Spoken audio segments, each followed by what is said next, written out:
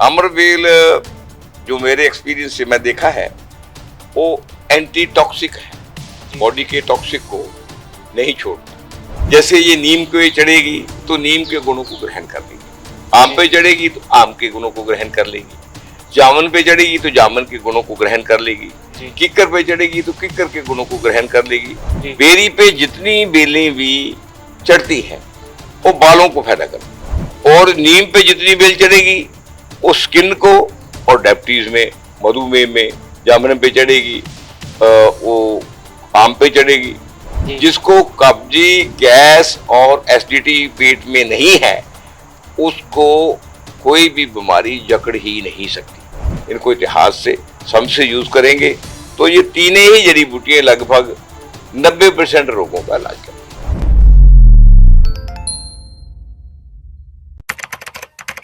नमस्कार, D5 channel Hindi देख रहे सभी दर्शकों का मैं विभोर चट्टा स्वागत करता हूं। आज मैं आया हूं fun villa doctor Joginder Tiger ji के पास। डॉक्टर जोगिंदर टाइगर विश्व प्रसिद्ध डॉक्टर और इनका हर्बल मेडिसिन पे किया हुआ काम भी विश्व प्रसिद्ध है। डॉक्टर साहब को 35 साल का तजुर्बा है और हमारे साथ जुड़े हुए हैं। सर, आपका बहुत बहुत स्वागत है D5 channel Hindi. Thank you जी। सर, आप हर्बल मेडिसिन का काम करते हैं, तो मैं ये जानना चाहूँगा कि हर्बल मेडिसिन में कोई ऐसी हर्ब्स हैं जिसके बारे में आप बताना चाहेंगे, या बेल्स? हाँ, हर्बल मेडिसिन में एक नहीं अनेकें ऐसे प्लांट्स हैं, पौधे हैं, जी बेलें हैं जिनकी हम गिनती नहीं कर सकते। हमारे पास कम से कम 1000 किस्म के जी प्लांट्स की दवाइयाँ हैं। सर, आज हम बेल के ऊपर बात करेंगे। हाँ, कोई नहीं, मैं आपको बेलों के बारे में बता देता हूँ। जी बेसिकली जो पौधे होते हैं, प्लांट्स होते हैं, उनके स्टेम होते हैं, जी वो उनके स्टेम में स्ट्रेंथ होने की वजह से वो सीधे खड़े हो सकते हैं। जी बेल्स का जो तना होता है वो अपने आप स्टैंड नहीं कर सकता, उसमें इतनी शक्ति नहीं होती, वो किसी के सहारे या किसी के ऊपर या जमीन पे चलता है। जी जो बेलें जमीन पे चलती हैं, फैलती हैं, उनको हम बोलते हैं क्रीपर।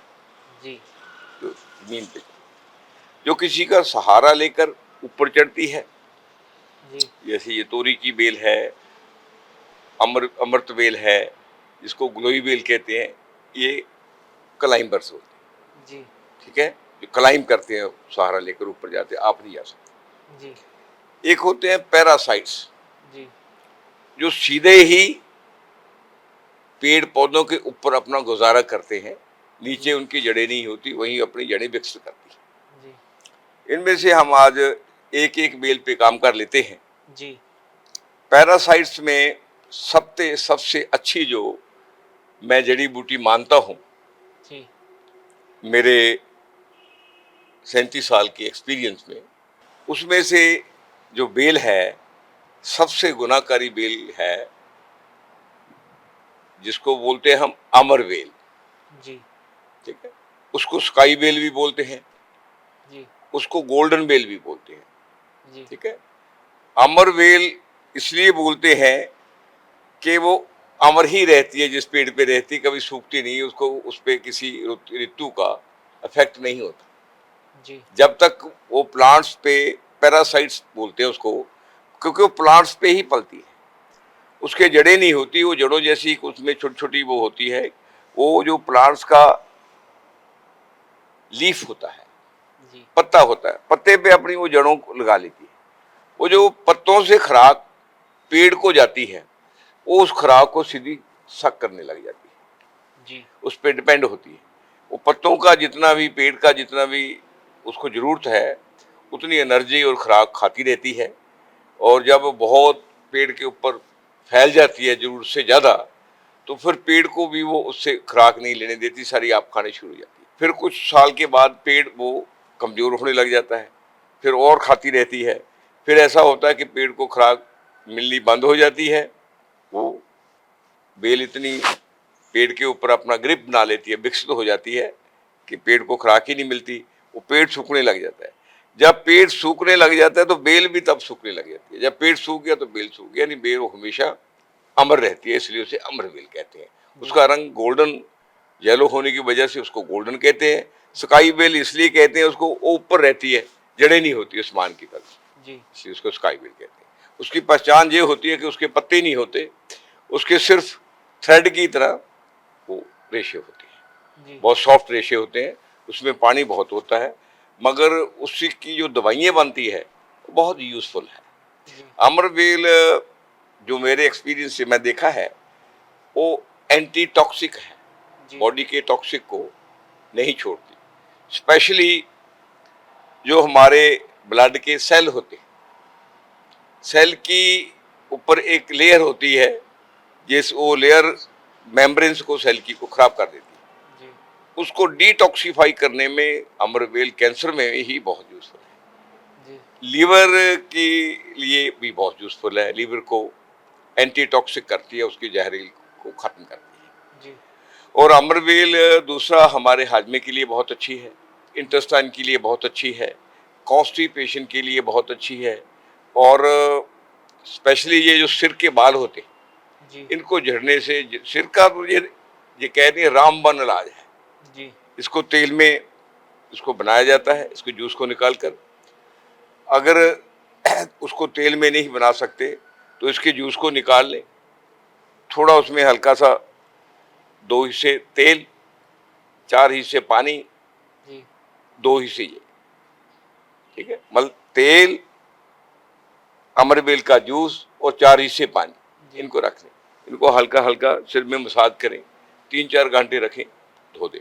हफ्ते में 2 बार करें, ज़्यादा ना करें, ज़्यादा करने से नुकसान होता है। जी तो ये जो झड़े हुए बाल हैं, एक तो बाल और नहीं झड़ते, जी एक बाल फिर सफ़ेद जो आते हैं और नहीं आते, दूसरा जो बाल झड़े हुए होते हैं उनकी रूट्स दोबारा बनने लग जाती है, दोबारा ग्रो करने लग जाती है, जी ठीक है। और अमरवेल जो है स्किन के लिए भी बहुत यूजफुल है, खास करके अक्जीमे का इलाज बहुत कम है। अमरवेल और ग्लोवेल, उसके बारे में आगे मैं बात करूंगा। जी मैं तभी दोनों का कुदरती में ग्लो मेरे को अभी ख्याल आ गया, जी ग्लोवेल को अमृतवेल भी कहते हैं, गुड़ूची वेल भी कहते हैं, वो मेरे दिमाग में अभी चल साथ में आ गया, इसलिए बात करूंगा मैं। जी ये बहुत ही स्किन के लिए, स्पेशली एक्जिमे के लिए यूजफुल है।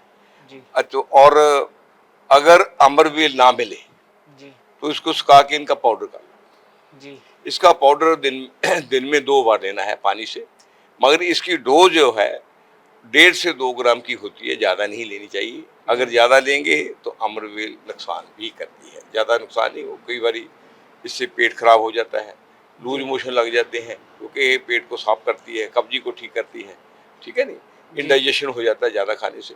मगर इसके लिए यूज़ करें, बहुत अच्छी है, किसी समझदार डॉक्टर की जो स्पेशल हर्बल मेडिसिन पे काम करता है जी उसकी सलाह मशवरा भी ले लेना चाहिए।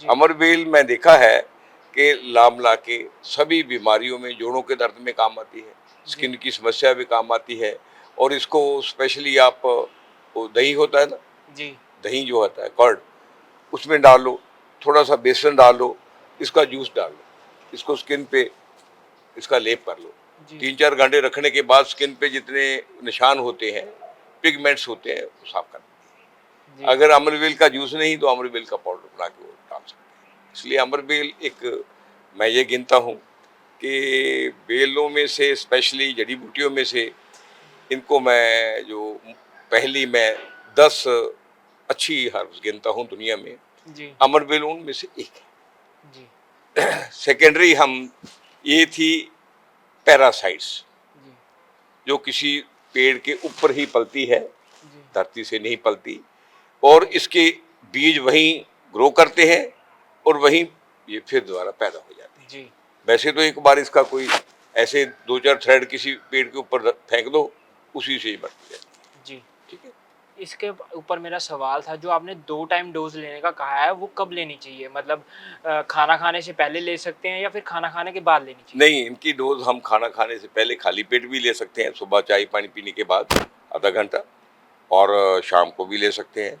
अगर खाना खाकर लेनी है तो 1 घंटे का वक्त। जी। सर, और क्या-क्या सावधानियाँ रखनी चाहिए? क्योंकि कई लोग गलती कर जाते हैं सावधानी रखते हुए। एक तो अमरवेल का ये है कि किसी भी गर्भवती जो औरत है, जी, उसको कभी, गर्भवती औरत को बिना किसी समझदार डॉक्टर, हकीम, वैद्य की कंसल्ट के बिना कोई भी हर्बल को खेती जो आम रूटीन में घरों में यूज करते हो वो तो ठीक है, जी मगर जो स्पेसिफिक यूज करनी है एज ए मेडिसिन, उसकी थोड़ा राय मशवरा लेना अच्छी बात है। जी बाकी तो लोगों की अपनी मर्जी होती है, ठीक है नहीं। एक तो गर्भवती औरतों को ये नहीं देनी चाहिए। एक जो औरतें बच्चे को, छोटे को, शिशु को दूध पिलाती है, जी वो देनी इसलिए नहीं चाहिए कि वो जितना भी दूध माँ का बनता है पहले 9 महीने, क्योंकि 9 महीने 7 महीने से 9 महीने के बिटवीन बच्चा कुछ ना कुछ खाने लग जाता है। जी नेचर की ओर से जो माँ बच्चे को जन्म देती है, जो फूड वो खाती है, बहुत उसका अंश दूध में जाता है जी ताकि बच्चे को बीमारी न लगे। इसलिए जितनी हर्बल मेडिसिन हम मदर खाती है, जी उसका डायरेक्ट असर दूध में से बच्चे पे होता है। जो जी अच्छे वैद्य हकीम हैं, इसलिए वो छोटे बच्चों को दवाई नहीं देते, माँ को ही खाने पीने के लिए देते हैं ताकि दूध से बच्चा ठीक हो जाए। और इसकी डोज ज़्यादा नहीं खानी चाहिए। इसको कंटिन्यूसली कभी भी 3 महीने से ज़्यादा यूज़ नहीं करना चाहिए। ये 3-4 इसके चीज़ों का ध्यान रखने वाली बातें हैं। अगर अमरवेल को हम 1.25 ग्राम 1.5 ग्राम जो अडल्ट उम्र के लोग होते हैं वो लेते हैं, फिर इसके नुकसान कम ही होते हैं। जी सर, इसकी तासीर कैसी होती है? इसकी तासीर जो है ठंडी है, गर्म नहीं है, इसलिए नुकसान नहीं करती। वैसे तो इसको बैलेंस तासीर का गिना जाता है, ये नुकसान नहीं। सर, कोई मौसम का भी ध्यान देना पड़ता है, भाई इस मौसम में लेना अच्छा होता है, इस मौसम में नहीं? नहीं, इसको हम सारी मौसमों में ले सकते हैं क्योंकि इसकी तासीर ना ज़्यादा गर्म है, ठंडी भी नहीं है ज़्यादा, और कफ को भी ठीक करती है जी, खांसी को भी ठीक करती है, अस्थमे को भी ठीक करती है, जुकाम को भी ठीक करती है। जी सर, दूसरे और एंटी एलर्जी होती है, एंटी इन्फ्लेमेटरी होती है, सूजन को भी कम करती है, एलर्जी को भी कम करती है, जोड़ों के दर्द को भी ठीक करती है। जो ग्लोए है, इसको आयुर्वेद में यूनानी ने भी अमरवेल को भी बहुत ही अच्छी जड़ी बूटी माना गया है। बेल में से जो अमृत बेल है, इसको अमृत बेल कहते ही यही है कि ये अमृत का ही काम करती है शरीर में। जी ठीक है, इसका नाम ग्लोए बेल है, इसको गुड़ूची भी बोलते हैं। जी 3-4 नाम है इसके। और जो अमृत बेल है, ये क्लाइंबर फैमिली की है। क्लाइंबरी चढ़ना, जी ये किसी बूटे पे आप चढ़ती है सहारे से। जी और जैसे अमरबेल है, जिस बूटे पे चढ़ती है उसके सारे गुण ले लेती है, उसकी तो खुराक ही उसी पे डिपेंड करती है। जो अमृत बेल है, ये भी खुराक तो चाहे धरती से लेती है, मगर जिस पौधे पे, प्लांट्स पे, दरख्त पे ये चढ़ती है, उसके गुण ये ग्रहण कर लेती है। जी जैसे ये नीम पे चढ़ेगी तो नीम के गुणों को ग्रहण कर लेगी, आम पे चढ़ेगी तो आम के गुणों को ग्रहण कर लेगी, जामुन पे चढ़ेगी तो जामुन के गुणों को ग्रहण कर लेगी, किक्कर पे चढ़ेगी तो किक्कर के गुणों को ग्रहण कर लेगी। जैसे देखिए नीम की बेल है जी उसको नीम अमृत बेल बोलते हैं। जी वो जब नीम पे चढ़ती है तो वो शुगर में, मधुमेह में बहुत ही यूजफुल है। जी मधुमेह में अमरवेल भी है, मगर ये बहुत ज्यादा यूजफुल है, इनके मिलते जुलते गुण हैं। लेना कैसे है सर? वो बताते हैं सारा। इसको लेने के 3-4 ढंग हैं, मैं सारे बाद में बताऊंगा, पहले ये बात मैं कंप्लीट कर। और उसके बाद अगर ये बाबुल, जिसको किक्कर बोलते हैं, उस पे चढ़ जाए तो ये जॉइंट पेन के लिए रामबाण का काम करती है, गठिए तक को भी ठीक कर देती है जी। किक्कर जो है ये जॉइंट पेन का, इससे बहुत अच्छी दवाई बनती है जी। ठीक है। अगर ये जामुन पे चढ़ जाए तो ये पेट की बीमारी में और शुगर में बहुत यूजफुल है जी। अगर ये आम पे चढ़ जाए तो ये हाजमा दुरुस्त करती है, स्किन को बहुत ही साफ करती है जी। और बीमारियों को, और क्योंकि आम, जामुन, नीम, तुलसी, पीपल, ये जितने भी हैं, इनके पत्तों को अगर हम एक एक छोटा छोटा करके लेंगे, साथ में 2-3 काली मिर्च डालेंगे, 1-2 लौंग डालेंगे, ये शुगर के लिए बहुत फायदेमंद है। इसलिए इन बूटों पे जब ये ग्लोई बेल चढ़ जाती है तो इनके गुण ग्रहण कर लेती है। उन गुणों की वजह से इसके अलग अलग फायदे हो जाते हैं जी। जैसे देखिए, अगर ये नीम पे चढ़ेगी इसके गुण और होंगे जी। ठीक है। अगर ये बेरी पे चढ़ जाएगी तो इसके गुण और होंगे जी। बेरी पे जितनी बेलें भी चढ़ती हैं वो बालों को फायदा करती है जी, ठीक है ना। और नीम पे जितनी बेल चढ़ेगी वो स्किन को और डायबिटीज में, मधुमेह में जामन पे चढ़ेगी, वो आम पे चढ़ेगी, तो फायदा करती है। और अमृत बेल के गुण मैं आपको बता रहा हूँ, इसके फायदे क्या क्या है। एक तो ये हाजमे को ठीक करती है जी। एक पेट में कोई भी बीमारी हो उसको ठीक करती है जी। लीवर के टॉक्सिक को ठीक करती है, लीवर की फैट को ठीक करती है, मधुमेह को ठीक करती है, जॉइंट पेन को ठीक करती है, बालों को झड़ने से बचाती है, मगर ये लगाने से नहीं, खाने से। जी, ठीक है, उसको लगाना पड़ता है अमृत बेल में, इसकी फर्क यही है, ठीक है नहीं। और ये जॉइंट पेन में और चीजों में बहुत अच्छा, किडनी में भी सही काम करती है जी। और अगर भूख ना लगती हो, हाजमे को दुरुस्त करती है, कब्जी को ठीक करती है, मतलब इसके बहुत ही फायदे हैं। और खास करके टाइफाइड बुखार हो उसमें ये बहुत ही काम करती है। टाइफाइड बुखार में इसके लिए ऐसा होता है, स्पेशली मैं इसलिए बोल रहा हूँ कि लोग टाइफाइड से बहुत सफर है जी। इसके जितनी आपकी ये इंडेक्स फिंगर है, इसके इतने इतने बड़े, हर एक जितनी, इसका पहचान यही है, जिसकी जैसी उंगला है उतनी मोटे, इतने इतने 2 टुकड़े ले जी। उसको धोकर पानी के गिलास, ऐसे पानी के गिलास में डाल लें जी। रात को डालने के बाद सारी रात इसको भिगोकर रखें जी। सुबह इसको निकाल के जो पत्थर का होता है गुंडा, उसमें डाल लें। इसमें 5 काली मिर्ची डाल लें, इतना सेधा नमक डाल लें, एक देसी लहसुन हो, दूसरा ना हो, छोटे वाला, बिना खाद के, बिना दवाई के, 1 किलो उसका डाल लें। इतनी खुरासानी अजवाइन डाल लें। खुरासानी अजवाइन को तो रात ही भेज सकते हो आप पानी के साथ जी। इसको फिर अच्छी तरह रगड़ लें।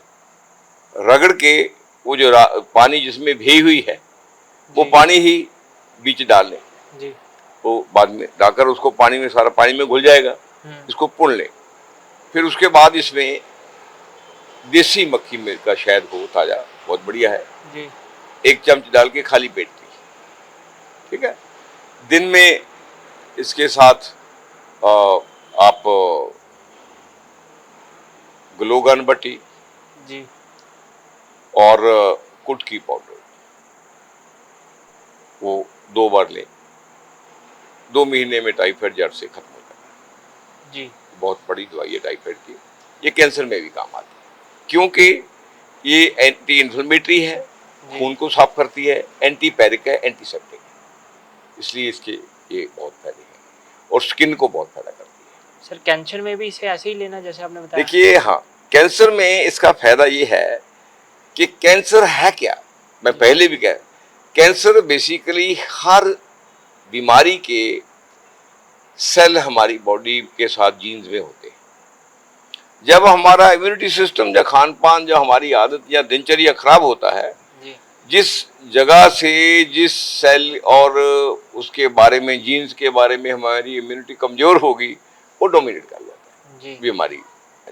ये क्या करती है, ये एंटी इन्फ्लेमेटरी है, एंटीसेप्टिक है, ब्लड प्योरीफाई है और जितने और टॉक्सिक मैटर है उनको साफ करती है जी।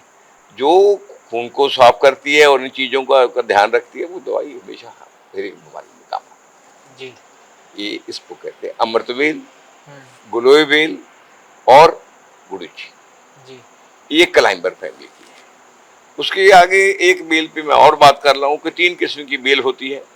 सर एक बार मेरे को ना गिलोय वाली जो बेल है आपने बताई, उसके ऊपर एक सवाल था मेरा कि जो गिलोय बेल है उसको डायबिटीज में, जैसे नीम का आपने बताया ना, नीम के ऊपर जब उगती है तो उसके डायबिटीज में फायदेमंद होती है, उसको भी क्या सेम ऐसी तरीके से लेना? हाँ, उसको आप उसमें शहद नहीं डालना, ठीक है। अगर आप ऐसे तरीके में नहीं है तो उस गिलोय को सुखा लो, सुखा कर पाउडर बना लो। पाउडर जैसे इसको लेते हैं सारी बीमारी में पाउडर भी ले सकते हैं आप जी।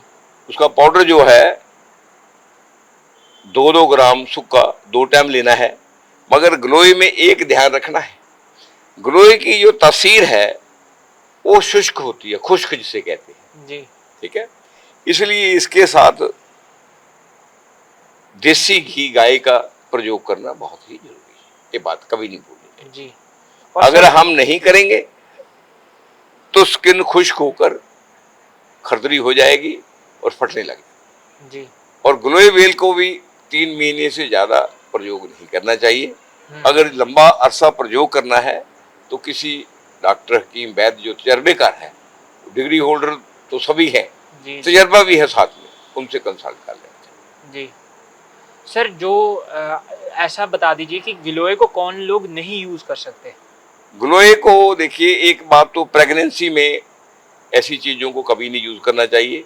अगर यूज करना चाहिए तो प्रेगनेंसी के तस्वीर को जान लेनी चाहिए, इस मदर की तस्वीर कैसी है। जी। ये बहुत जरूरी जानना है। और दूध पिलाते बच्चों वाली मदर को भी गिलोय बेल कम देनी चाहिए। जी। बाकी गिलोय बेल के फायदे फायदे हैं, कोई नुकसान नहीं है। ये जो लोग डराते हैं, इसलिए डराते हैं कि उनकी दवाइयाँ नहीं बिकती। सर कई लोग ना ऐसी एक सोशल मीडिया पे कई ज़्यादा वायरल चल रही है ये बात कि जो गिलोय का लोग उबाल के पी लेते हैं, गिलोय को उबाल के पीते हैं ना, जब बीमार हो जाते हैं, वो सर्दी खांसी हो जाती है तो गिलोय उबाल के पी लेते हैं। तो कई लोग ऐसा बोल रहे हैं कि उससे ना लीवर को डिटॉक्स हो, मतलब लीवर डिटॉक्स नहीं हो पाता, ऊपर से लीवर खराब होने शुरू हो जाता है। ऐसा नहीं है, उसमें 3-4 गलों की बातों की अनगहली होती है। जी। पहले तो ये देखना होता है कि गिलोय बेल कहाँ की है, जी। किस मिट्टी की है। अगर गिलोय बेल कलर मिट्टी की है, वो लीवर को नुकसान करेगी। गिलोय बेल ज्यादा लोग ज्यादा खा लेते हैं। एक लोग गिलोय बेल को कभी उबाल कर जल्दी नहीं पीना चाहिए, क्योंकि गिलोय बेल अपने आप में ही एंटीसेप्टिक, एंटीपैरिक और एनाल्जेसिक होती है, इसलिए इसको उबालने की जरूरत ही नहीं है, इन्फेक्टेड होती ही नहीं कभी। जी। गिलोय बेल को धो, रात को पानी में भिगो और रगड़ कर फिर इसको फिल्टर करके जिस ढंग से मैं कहा फिर पियो। अगर लीवर की प्रॉब्लम है, गिलोय बेल को रात को भेलो, उसके साथ 2-3 काली मिर्ची भेलो। काली मिर्च, ये काली मिर्ची जो है एंटीसेप्टिक भी होती है, एंटीपैरिक भी होती है, एनाल्जेसिक भी होती है, एंटी एलर्जी भी होती है। तो लोगों को काली मिर्च का नहीं पता, मिर्च समझकर छोड़ देते हैं, इसको उसमें भेलो। जी। ठीक है। थोड़ी अजमैन, देसी, खुरासानी नहीं उसमें। जी। अगर लीवर की प्रॉब्लम है, देसी अजमैन। अगर टाइफाइड है फिर खुरासानी अजमैन, जी। तस्वीर का फर्क है। तो पानी को सुबह अलग कर दो, उन चीजों को रगड़ो, साथ में गार्लिक की डाल दो, अच्छी तरह रगड़ के वही पानी फिर डालो, फिर उसमें 1 चमचा शहद का डालो। किसी भी लीवर वाले को दो, उसको फायदा करेगी, नुकसान नहीं करेगी। जी। इसका मेथड लोगों को नहीं पता, तो मेथड ना पता होने की वजह से इधर उधर सुनते हैं, गिलोय बेल उबालो जी पी लो। वो ये मेथड ही नहीं है। जी। मैं 37 साल से, मैं अपने तजर्बे से, आपने देखा गिलोय बेल कितनी यूज करता हूं मैं, जी। तो मैं दे रहा हूं। ठीक है नहीं। एक बात का हमेशा ध्यान रखो कि अगर लहसुन डाला है इसमें, गार्लिक, इसको खाली पेट लेने से थोड़ा अवॉइड करो। कुछ ना कुछ उसमें पहले चाय पी लो या हल्का फुल्का कोई चीज, आधी रोटी रात की खा लो, आधे घंटे बाद फिर ले लो। क्योंकि खाली पेट पीने से जो रगड़ा हुआ लहसुन है, गार्लिक जिसे कहते हैं, अगर वो लीवर में क्रैम्प्स डाल दे तो आदमी बेहोश होकर गिर जाता है। इसलिए थोड़ा अवॉइड करना चाहिए, वरना ये चांस 1-2 आदमी कोई होता है लाखों में। अगर मैं कहता हूँ उसी का नंबर आ जाए बेचारा जो ले रहा है, उसके लिए तो सारे लोगों पे हो गया। इसलिए थोड़ा अवॉइड करना चाहिए। ये थी गिलोय बेल। गिलोय बेल की पहचान मैं आपको बता देता हूँ। इसके जो पत्ते हैं वो पाननुमा पत्ते जैसे होते हैं, जैसे पान के। ठीक है। उसके आगे हम, क्या पीलिया में भी गिलोय बेल काम करती है? पीलिया में स्पेशली गिलोय बेल का बहुत बड़ा रोल है। जी। जितना जॉन्डिस में गिलोय बेल काम करती है, उतना कम चीज करती है। बेसिकली जब मैं लीवर का एक आपको नुस्खा बताया था कि लीवर के लिए ऐसे इसको रगड़ के लें, और गिलोय बेल को 2 टाइम लेते रहें इसी ढंग से। साथ में आप कुटकी पाउडर लेते रहें, 1.5 से 2 ग्राम शक्कर डालकर। जी। पीलिया 2-3 दिन में ही भाग जाता। उसमें अगर हो सके, आपके खेतों में एक पेड़ होता है मकोई का, जी। मकोई का एक होता है काशनी आमी होती है। जी। थोड़ी काशनी और मकोई ताजी ले लें, उनका जूस निकाल लें, 2-2 चमचे दोनों को मिलाकर, आधा चमचा शहद मिलाकर, थोड़ा पानी डालकर 2 टाइम साथ में वो पी लें। पीलिया विद इन 3 और 4 डेज खत्म हो जाता है। जी। सर अस्थमा के पेशेंट गिलोय का यूज कैसे कर सकते हैं और क्या सच में अस्थमा ठीक होता है इससे? हाँ, ठीक कहते हैं आपने। बेसिकली क्या है, जो अस्थमा है ये बहुत कम डॉक्टरों को पता है कि अस्थमा जो है फेफड़ों की बीमारी नहीं है, ठीक है नहीं। अस्थमा जो है हमारी ये जो नेवल है और स्टोमिक है, इनसे रिलेटेड है। इनका एक्शन जो है फेफड़ों से होता है जी। जब इसका हम ट्रीटमेंट नहीं करते तो फेफड़ों में जाकर ये अपना घर कर लेता है, फिर अस्थमा ज़्यादा कॉम्प्लिकेटेड हो जाता है। इसलिए ग्लोएबेल जो है ये स्टोमिक को एकदम शुद्ध करती है। इसमें जितनी बलगम होती है उनको साफ करके पखाने के थ्रू निकाल देती है, जी। खून को शुद्ध कर देती है। बलगम बाहर निकल गई, ठीक, खून शुद्ध हो गया, फेफड़ों में खून शुद्ध जाएगा तो अस्थमा अपने आप चला जाएगा। इसका बहुत अच्छा रोल है। सर कई लोग गिलोय वाला पाउडर ले लेते हैं, क्या वो लेना ठीक होता है? देखिए ऐसा होता है, हर जगह फ्रेश चीजें उपलब्ध नहीं है जी। ठीक है नहीं। ये जो पाउडर है अगर साफ सुथरी जगह से गिलोय ली गई है और साफ है, किसी गंदी जगह पे सुखाई नहीं गई, तो पाउडर भी गिलोय के मुकाबले में उतना ही काम करता है, थोड़ा ज़्यादा फर्क होता है। इसका भी पाउडर ले सकते हैं आप, उसका अमरवेल का भी पाउडर ले सकते हैं आप। ये कौड़तुंबे का तो हम पाउडर अजमैन बनाकर पाउडर ही होता है वो लेते हैं। इसलिए जड़ी बूटियों में ज़्यादा हम लोग पाउडर ही यूज़ करते हैं। पाउडर नुकसानदायक नहीं है, मगर एक चीज़ का गारंटी कर लेनी चाहिए, पाउडर किसी खाद वाली कीड़े मार दवाइयों वाली ज़मीनों में वो प्लांट्स उगाए ना हो, उनका ना बनाया हो। जी। अगर साफ जगह से पाउडर नेचुरल जगह से वो आते हैं सामान जो होता है, चाहे ग्लोएबेल है, चाहे अमरबेल है, चाहे कोई भी है, चाहे कौड़तुंबा है, तो उनको सुखाकर हम अगर पाउडर लेते हैं, पाउडर नुकसानदायक नहीं होता। पाउडर भी अगर 100% काम नहीं करेगा, 90% सही काम करता है। तीसरी बेल की बात कर लेते हैं। जी सर। देखिए मैं कहा था कि 3 किस्म की बेल होती है। जी। एक तो क्रीपर होती है, क्रीपर होती है जो धरती पे लेट कर चलती है। जी। एक क्लाइंबर जो दूसरे का सहारा लेकर जाती है, जी। ठीक है। एक पैरासाइट जो ऊपर जड़ें नहीं होती, ऊपर ही पलती है। दो तो हो गई है। ये जो क्रीपर है, क्रीपर में से मैं चाहूंगा हम कौड़तुंबा बेल पे बात कर लें। जी सर। कौड़तुंबा होता है ना, ये खरबूजे जैसा होता है, देखने में इतना इतना पीले रंग का होता है, बहुत ही मफीद फल है ये। जी। कौड़तुंबे को इंद्रियान फल भी बोलते हैं, इंद्रियान फल, और ये डेजर्ट में ज्यादा होता है। जी। ठीक है। जैसे हमारे पंजाब में पहले हमारे इलाके में रेतले टिब्बे थे जिसको टिल्ले बोलते हैं, अब नहीं है, खत्म हो गए। अब उधर बठिंडा मानसा की तरफ, राजस्थान की तरफ आप भी बहुत होता है। जी। ये बहुत ही गुनाहकारी फल होता है। जी। ये जो क्रीपर बेल है कौड़तुंबा की, इंद्रियान फल भी बोलते हैं इसको, ये बहुत ही यूजफुल फल है। जी। ये भी एक अमृत फल ही कह ले इसको, इससे कम नहीं है। जी। इसके बहुत ही फायदे हैं। इसके देखिए क्या क्या फायदे हैं। ये लीवर के लिए बहुत ही गुणकारी है। जी। ये तीनों लीवर के लिए गुणकारी है, इसलिए मैं तीनों पे एक जैसा बोल रहा हूँ। जी। ठीक है। सिर्फ इनको प्रयोग करने की, बरतने की विधि ठीक होनी चाहिए। जी। ठीक है नहीं। ये लीवर के लिए बहुत फायदेमंद है, इंटेस्टाइन के लिए बहुत फायदेमंद है, मधुमेह में भी ये बहुत ही यूजफुल है, जॉइंट पेन में भी बहुत यूजफुल है, कॉन्स्टिपेशन को भी बहुत ठीक करता है, एसिडिटी को भी ठीक करता है, गैस्ट्रिक ट्रबल को भी ठीक करता है। जिसको कब्जी, गैस और एसिडिटी पेट में नहीं है उसको कोई भी बीमारी जकड़ ही नहीं सकती। आप समझ गए ना जी। इसका बेस क्या है, यही अमरबेल का है, यही मिलता जुलता अमृतबेल का है। इसलिए मैं तीनों को इसलिए बता रहा हूँ। मगर इनमें से कब्जी के लिए, गैस के लिए और एसिडिटी के लिए ये जो कौड़तुंबा है ये बहुत ही यूजफुल है। मगर कौड़तुंबा डायरेक्ट नहीं ले सकते, कौड़तुंबे की अजमैन बनानी पड़ती है। अजमैन बनाने की विधि है, मगर अजमैन बनाते हुए एक गल का पूरा ध्यान रखें, एक बात का, ये जो आजकल हाइब्रिड अजमैन आ रही है, सहजदानों की अजमैन जिसे कहते हैं, उससे बचकर रहना चाहिए। देसी अजमैन ही इसमें काम करती है।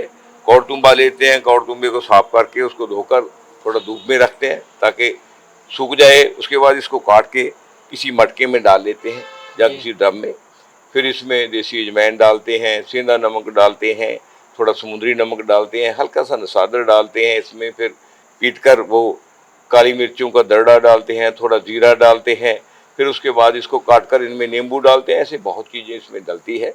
फिर ये 1 साल तक पड़ी रहती है। 1 साल तक उसी पानी में वो नींबू भी, अजमैन भी और कौड़तुंबा भी एक दूसरे के एक जान बन जाते हैं और इनका अपनी अपनी तस्वीर खत्म होकर एक तस्वीर बन जाती है। उसके बाद फिर इसको ड्राई करना पड़ता है। ड्राई करने के बाद फिर ये यूज में काम आती है। फिर इसका 1.5 ग्राम का या 2 ग्राम का सारे की डोज भी मिलती जुलती है, उतना पाउडर सुबह शाम पानी से लेना पड़ता है। उसमें से फिर ये आपके जॉइंट पेन के लिए, मधुमेह के लिए, कॉन्स्टिपेशन के लिए, गैस के लिए, कब्जी के लिए, स्किन रोगों के लिए, बुखार के लिए, लीवर के बुखार के लिए, मोटापे के लिए और चीज़ों के लिए, सब के लिए यूजफुल है। और ख़ास करके पेट की वजह से जो मुंह में फॉग स्मेल आती है ना, आपने देखा है मुंह में स्मेल आती है जी। उसमें कौड़तुंबा अजमैन बहुत बड़ी काम करती है, बहुत ही बड़ी। अगर कौड़तुंबा अजमैन को हम 15 दिन कंटिन्यूसली खा लेते हैं रात को सोते हुए 2 ग्राम गुनगुने पानी से, वो स्मेल नहीं आती। और दूसरा, दिन में अगर किसी का पेट दर्द होने लग जाए या रात को पेट दर्द होने लगे, 2 ग्राम गुनगुने पानी से ये अजमैन कौड़तुंबे वाली ले लो, विद इन 10 मिनट जी आपको लगेगा इंजेक्शन से भी ज्यादा इसका बड़ा इफेक्ट है जी। और खास करके वो जो गैस का गोला बनता है पेट में, उसमें कौड़तुंबा अजमैन रामबाण का काम करती है। 100% उसका क्योर है।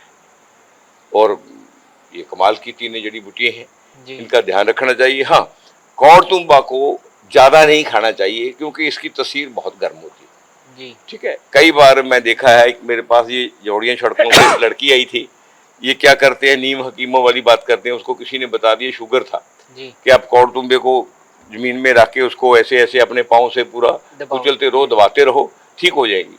ये कौड़तुंबा अगर पैर से, इसकी पैर में हमारे सेंसरीज होती है जी, जंपर्स होते हैं, ब्लड में एंटर कर जाए तो कौड़तुंबे वाला आदमी ठीक नहीं होता, डेथ में चला जाता है जी। इसलिए इसको एहतियात बरतना चाहिए। एक जड़ी बूटी बहुत फायदा करती है, जब हम इसको यूज करते हुए इधर उधर की बातें सुन के हुए, अनजान लोगों से बातें सुन के और 4 अंग्रेजी के बिंगे सीधे शब्द सुनकर बोलते हैं तो फिर नुकसान करते हैं। इनको इतिहास से समझ से यूज करेंगे तो ये तीनों ही जड़ी बूटियां लगभग 90% रोगों का इलाज करती है जी। सर, हमारे दर्शक ने आपसे संपर्क करना हो तो वो कैसे कर सकते हैं? देखिए, ये जो फन बिल है जी, ये चंडीगढ़ से बठिंडा को नया बाईपास इसको कहते हैं जी, सॉर्दर्न बाईपास कहते हैं शायद जी। ये पटियाला बाईपास को जब बाईपास करता है, डकाला रोड पे बाईपास करता है, ये बाईपास के ऊपर ही जब डकाला को रोड उतरती है जी, या डकाला के नीचे से एक पुल भी है, वो घूमकर यू टर्न लेना पड़ता है, दोनों तरफ फन बिल की जमीन, एक ही बिल्डिंग है यहाँ जी। इसको FUN fun VILLE ville PATI Patiala, एक फन वर्ड है, लोग उससे पजल हो जाते हैं। फन विल है, उन्होंने वर्ड बाद में नाम रखा है, इसका नाम पुराना है, फन विल आज का नहीं है, 95 का है। FUN fun VILLE ville Patiala, साथ में लिख लें doctor Joginder TYGER Tyger, doctor Joginder Tyger Patiala, location डालने सीधा आ जाएंगे जी। मेरा यहाँ का फोन नंबर है 95 926 10 676। मेरा पर्सनल नंबर है, उसको अवॉइड करें, अगर ना वो फोन मिले फिर मिला लें। मेरा पर्सनल नंबर है 8360134896 जी। जहाँ फोन जो है सोमवार को नहीं उठाते, तक कम उठाते हैं, वरना ये 9 से 4 बजे तक फोन पे कोई भी इंसान अपना अपॉइंटमेंट ले सकता है, बात कर सकता है, इंक्वायरी वो कर सकता है जी। सर, आपने बहुत महत्वपूर्ण जानकारी दी, आप हमारे साथ जुड़े, आपका बहुत बहुत धन्यवाद। क्यों, वेलकम वेलकम। अगले एपिसोड में फिर मुलाकात होगी, तब तक के लिए नमस्कार।